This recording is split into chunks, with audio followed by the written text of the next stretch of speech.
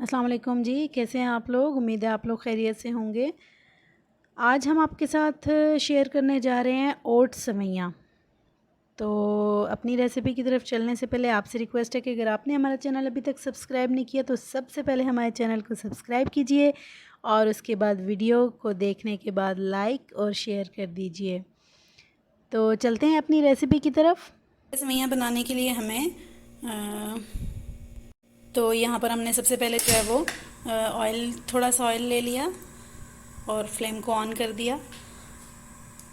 अब हम इसके अंदर डालेंगे ये तोड़ के रखी हुई सेवइयाँ और इनको थोड़ा सा भूनेंगे।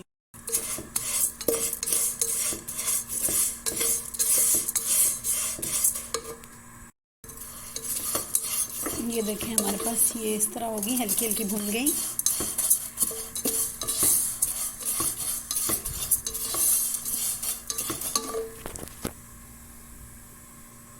और हम इनके अंदर पानी डाल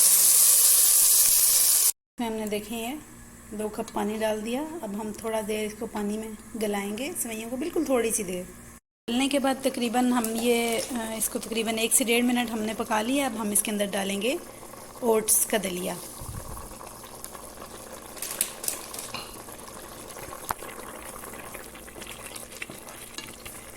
हमने एक चंद सेकंड इसको थोड़ी देर पकने दिया है। अब हम इसके अंदर डाल देंगे दूध।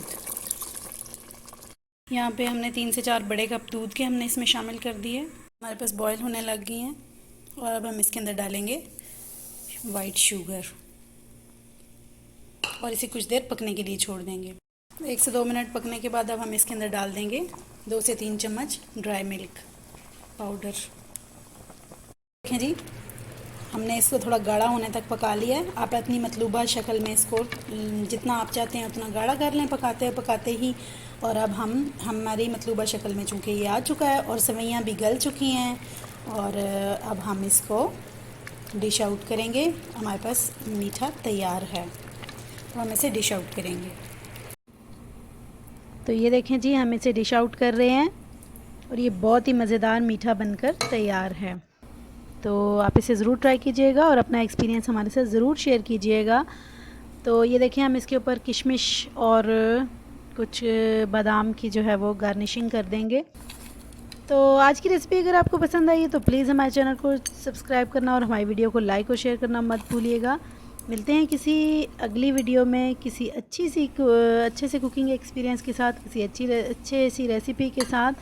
तब तक के लिए अपना और अपनों का ख्याल रखिएगा और हमें दुआओं में याद रखिएगा। और अगेन, आप हमारे चैनल को सब्सक्राइब करना मत भूलिएगा और वीडियो को लाइक और शेयर करना भी।